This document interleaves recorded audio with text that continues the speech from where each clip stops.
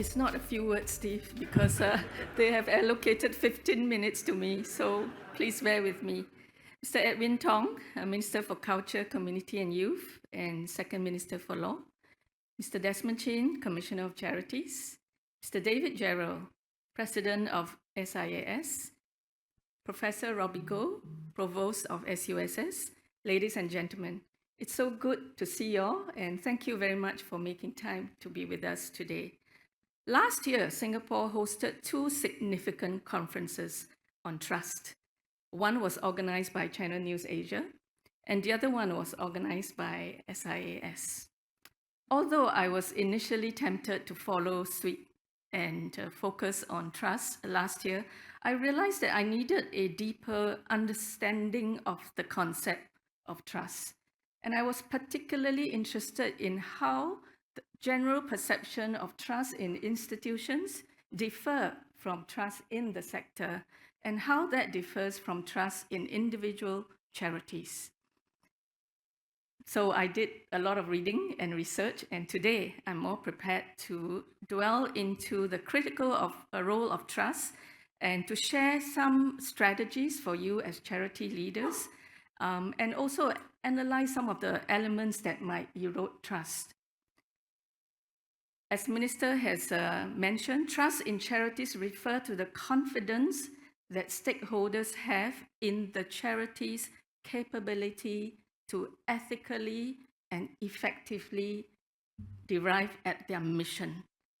While trust may be intangible, evidence shows that it significantly influences relationships.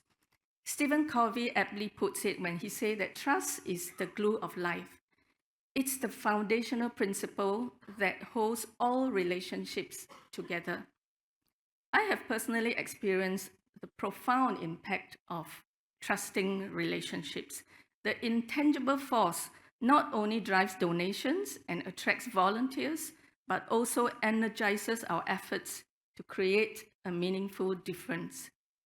The Alderman Trust Barometer, I think I need a slide here. Yes. The Alderman Trust Barometer evaluates the trustworthiness of institutions, including NGOs, through the key indicators, and they are competence, reliability, effectiveness, accountability, transparency, and ethics.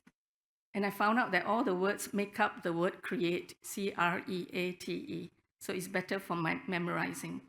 I cross-referenced this with the 2023 Trust in Charities report by the UK government. And although they almost say the same things, they emphasize on three additional areas specifically for charities. The first one is the charities must deliver tangible and impactful services. The second one, the charity must uphold ethical and honest practices. And the third one, the charity must communicate effectively, especially concerning financial management. And these are the three areas that I'm going to focus on in my speech. First, mission and impact. Our mission is the guiding compass for our actions. It defines our very existence. Having chaired both a large charity and a small startup charity, I recognize the tendency to practice chasing after metrics like break-even points, fundraising targets, and campaign pledges. Although these figures are crucial, an overemphasis on them can lead to a transactional approach to service delivery, which may erode trust. Through my experience, I have learned to shift my focus towards outcomes. And this means monitoring changes in the beneficiary behaviors resulting from the services that we deliver. And by analyzing these behaviors, we can hence measure the true value of our work on people's lives, thereby providing a clearer picture of the charity's overall impact. So the key word here is outcomes and impact. Principle 1 of the Code of Governance for Charities and IPCs highlight the necessity to maintain a strong focus on the organization's purpose and mission. A best practice is to hold regular board retreats dedicated to gathering and reflecting on stakeholders' feedback regarding the charity's impact in the beneficiary's life. Developing competencies across the organization, beginning with leadership, is essential. This aligns with Principle 2 of the Code of Governance, which underscores the importance of an effective board and management team. They are critical in defining the organization's mission and impact, ideally through open and inclusive dialogue. This approach fosters clear goals that addresses customer needs or beneficiary needs and not their wants. A diverse board enhances decision-making by bringing a variety of perspectives and experiences to the table. Boards are advised to engage in ongoing development.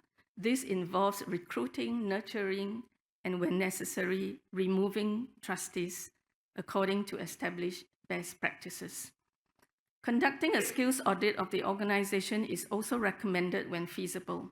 It is vital to implement robust procedures and practices, also to enhance customer and beneficiary service and effectively address grievances. From observations, I've learned how these three charities continue to garner trust through their distinctive impact.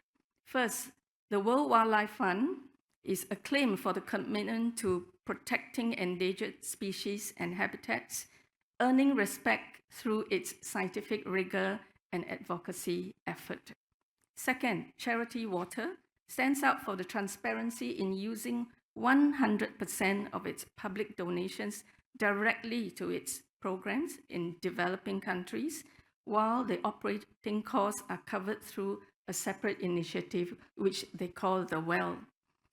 Third, Habitat for Humanity is recognized for its volunteer-driven model, which supports families in building and improving homes, making a significant community impact. The second point that I learned about trust in charity is organizational character. A charity's character is profoundly shaped by its organizational culture and values. This culture represents the heart and soul of the charity, defining its identity and guiding its action. Charity leaders must create an environment where employees feel safe to openly share their ideas and contribute to the charity's growth. This fosters a culture of trust, which not only encourages innovation and collaboration, but also propels the charity forward and amplifies its ability to make a meaningful impact. Upholding values, ethics, and integrity goes beyond meeting standards. It is essential for building trust and attracting dedicated staff and volunteers. Principle 3 of the Code asserts that the charity acts responsibly, fairly, and with integrity. A reputable charity is built on this foundation, cultivating a culture that is committed to both doing good and doing it right. In fundraising, maintaining honest communications with all key stakeholders is absolutely important. Actively listen to their concern and address them appropriately. The board and management must oversee the fundraising strategy to ensure it aligns with the charity's culture and values and the desired public image it wishes to project to the public, and of course to avoid mission drift. If opting for professionalized fundraising, please be transparent about the reasons, about your operating costs, and if you're paying salaries, do declare it if necessary. Regarding potential future risks for your charities, it is critical to plan for the unexpected. Implement a business continuity plan to showcase your resilience. Instead of reviewing risk as a problem, view it as an opportunity to strengthen relationship with stakeholders, even during times of setbacks or potential failures. Be aware that some stakeholders might be uneasy with the concept of a professional sector because they often associate it with the softer values. It is important to be transparent about the necessity of professional standards, fair compensation, and reasonable overhead cost. The third area that I want to talk about is communicating your financial stewardship. Financial stewardship involves being a diligent custodian of financial resources, ensuring that they are managed wisely and ethically to achieve long-term objectives. Charities must effectively communicate their capabilities in critical administrative areas, particularly governance policies and internal controls. This aligns with Principle 4 of the Code, which emphasizes that the charity is well managed and plans for the future. Principle 5 emphasizes on accountability and transparency. Ensure that your financial statements, annual reports, and the GEC checklist are submitted to the COC office. Be aware that these documents are now accessible by the public on the charity portal. So if your conscience is clear, you have no fear about the public reviewing your documents. We have introduced a sixth principle to the code. The charity communicates actively to instill public confidence. It's important to convey how you manage resources, responsibility, be transparent that your operations are well, efficiently run, and guided by good ethical principles when it comes to decision making. Acknowledge your donors, highlight your impact through compelling stories and showcases. These practices are vital for reinforcing your brand's stewardship and integrity.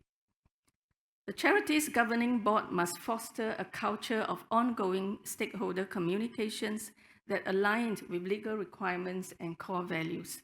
This balanced approach not only enhances stakeholder and public trust, but also solidifies the charity's reputation as a dependable and impactful organization within your community. I want to just repeat again what ministers say about the support that you are getting from the Charity Council as well as the Commissioner of Charity Office. We recognize that there is a lot of challenges with resources that you are undergoing.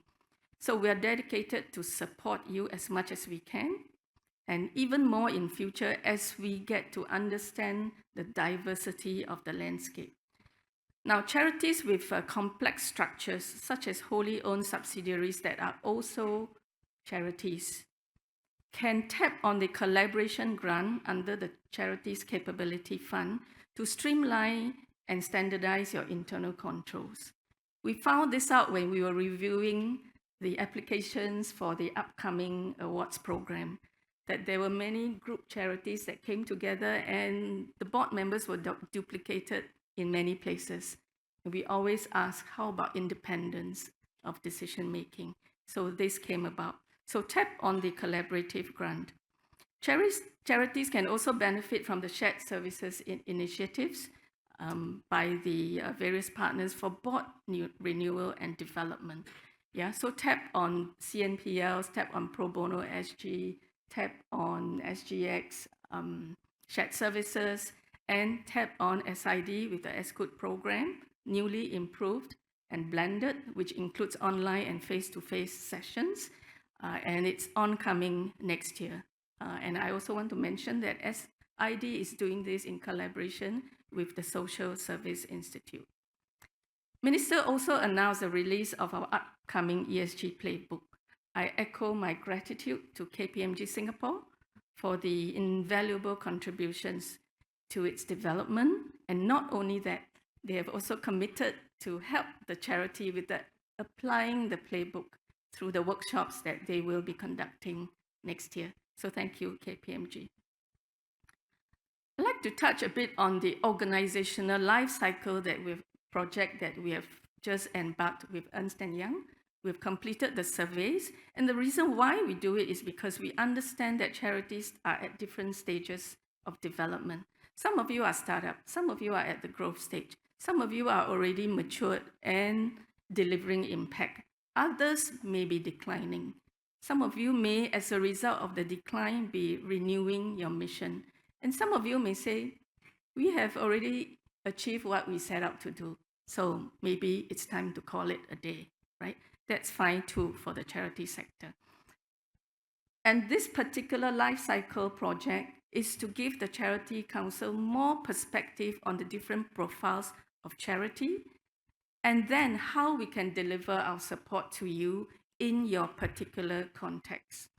Yeah, and the survey has completed. We are analyzing the results, and we will have robust internal discussions to find out how we can deliver better support to you in your particular context starting next year. And for this, I'd like to thank Ernst & Young Advisory and the 400 over charities who have responded to our survey. Yeah, we just kept expanding the time frame for the survey to complete so that we can get the majority of voices into our survey. So thank you for that.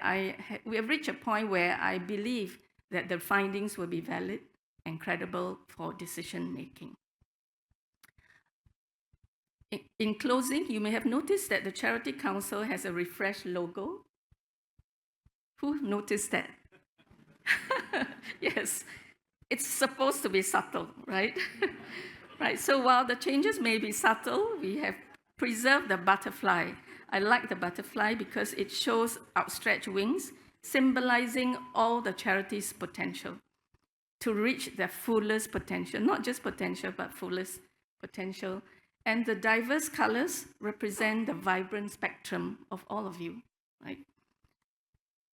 I'd like to conclude by expressing on behalf of my council our sincere appreciation once again to Mr. David Gerald, President of SIAS, and Mr. Robbie Goh, Provost of SUSS. Without your committed partnership for the long term, this conference wouldn't have happened. So thank you so much. I'd like to leave you with these words from John Maxwell as we work together to cultivate a culture of trust within our charity sector and making it a shining example of compassion and generosity in Singapore. Thank you so much.